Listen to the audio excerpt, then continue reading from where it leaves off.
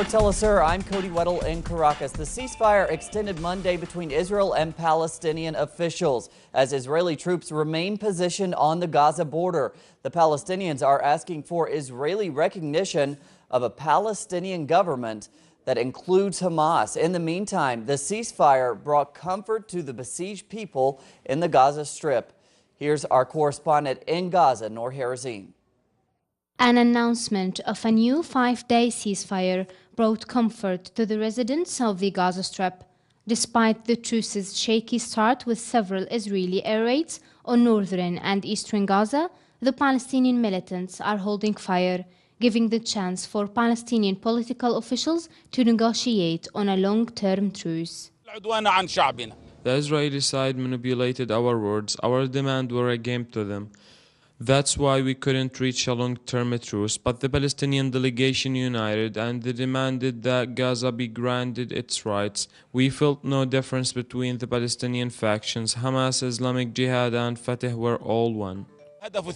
Meanwhile, life returned to the coastal enclave's streets, with the Palestinian people managing to go grocery shopping, trying to stock up on as much food supplies as they can, fearing that their life will be dominated by truces and ceasefires. We Palestinians managed to cooperate during hard times ships over the past years, like the lack of fuel, 16 hours of electricity cut per day, and the siege. Now we fear that this operation will go on, and it will become part of daily life for us, with the truces every now and then.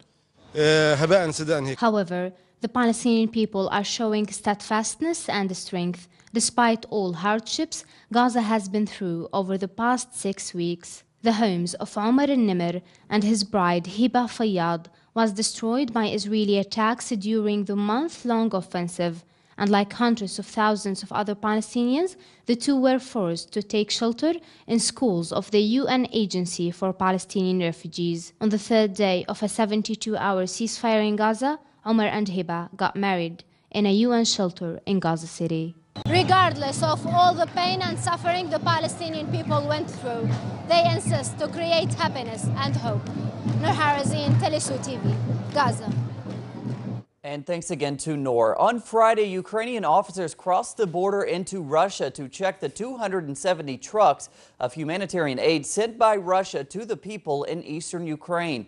Earlier, the convoy carrying aid stopped short of the border as the Ukrainian army continued its shelling in Donetsk.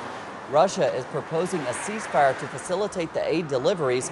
The Russian foreign minister says that the difficult situation in southeastern Ukraine demands a ceasefire, which would also be necessary to guarantee the safety of the humanitarian operation. Also, Russia heavy military vehicles have moved near the Ukrainian border.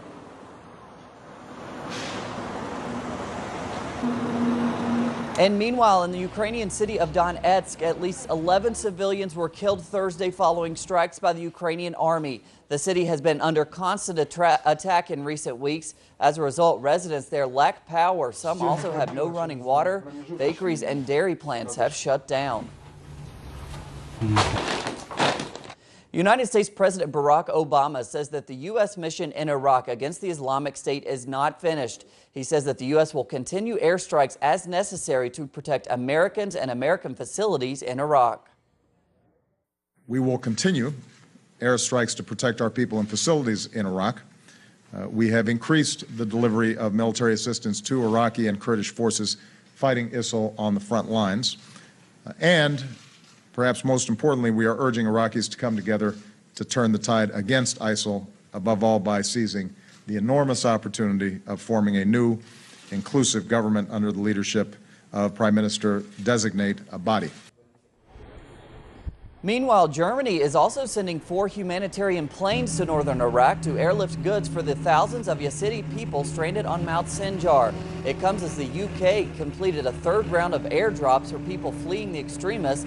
The UK also plans to send RAF tornado jets to conduct surveillance of the area. The UN declared on Wednesday that Iraq is in a state of emergency. Thousands of people across the United States Thursday attended protest vigils for the unarmed black teenager fatally shot by a police officer in Ferguson, Missouri. The vigils were observed in over 90 cities as part of a national moment of silence. Protesters symbolically held their hands in the air and chanted, "Hands up, don't shoot," the last words of the murdered teenager, according to eyewitnesses. There were reports of police intimidation in New York City, where at least 4 people were arrested. And to Latin America now. The first group of victims of Colombia's civil war will soon travel to Cuba to participate in peace talks. It is the first time that in peace negotiations, the victims of the conflict have been given such a prominent opportunity to talk. The first group will include 12 victims' representatives. A total of 60 plan to attend the meetings. The Colombian government and the FARC guerrilla group continue discussing a solution for the victims of the country's 50-year civil war. At a special national forum organized by the Colombian Congress, representatives of the victims of the war offered their own proposals for a truce. The FARC guerrilla delegation to the peace talks has proposed creating a trust fund to compensate victims. One of the greatest engineering works of its time will turn 100 years old today. I'm talking about the Panama Canal. The canal serves to significantly cut the distance between the ports of the Atlantic and Pacific Oceans. It revolutionized world trade, leading to huge savings of time and money for a world that still uses the seas to move the majority of its cargo. The United States constructed the canal and oversaw its operations until the end of the century. The U.S. also reaped most economic benefits from the canal. National South Korean airline Korean Air will temporarily suspend all of its flights to Nairobi, Kenya's capital city. It's due to the Ebola outbreak in West Africa. The airline says that the measure will begin on August 20th and remain indefinitely. Even though no cases of Ebola have been reported in Kenya, the World Health Organization classifies the African nation as being at high risk. That's because of its importance as a transportation center in the region. Visiting South Korea, Pope Francis on Friday commemorated the over 300 people who died in a ferry disaster in April. He also called on South Koreans to beware of what he called the spiritual cancer that comes with affluence. The Pope met with families of the victims of the ferry tragedy and gave a mass to around 50,000 people of the city of Daejeon. Pope Francis told South Koreans that he hopes the ferry tragedy, which brought all Koreans together in grief, confirms their commitment to work together in solidarity for the common good. At the Mass, he asked Koreans to combat the allure of a materialism that eventually generates selfishness and strife. 6 militants were killed and 13 members of the Pakistani security forces were wounded in attacks on Air Force bases in Quetta in the west of Pakistan. The police fought militants who were armed with automatic weapons, grenades, and wearing suicide vests. The provincial home minister of the area told AFP that the militants had targeted 2 Air Force bases, but police and security forces thwarted the attacks. No group has claimed responsibility for the attacks. 3 people are dead in Egypt following clashes between protesters and police forces. The deaths included a police officer. Demonstrations marked the commemoration of the first anniversary of the massacre of Rabaa al-Awida.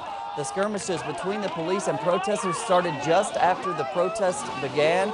In August of 2013, hundreds of people lost their lives during a violent police eviction of the camps created in support of former President Mohamed Morsi. Gerardo Martino gave on Thursday his first press conference as Argentina's new football head coach. He says he plans to continue the great work of Alejandro Sabella, his predecessor.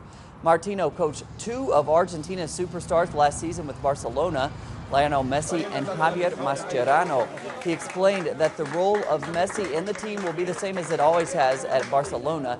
He says Messi's role will be to be one of the best in the world. Martino's debut will come next September 3rd against Germany's national team. That could be a possible revenge match for the Argentinians following the final match of the World Cup.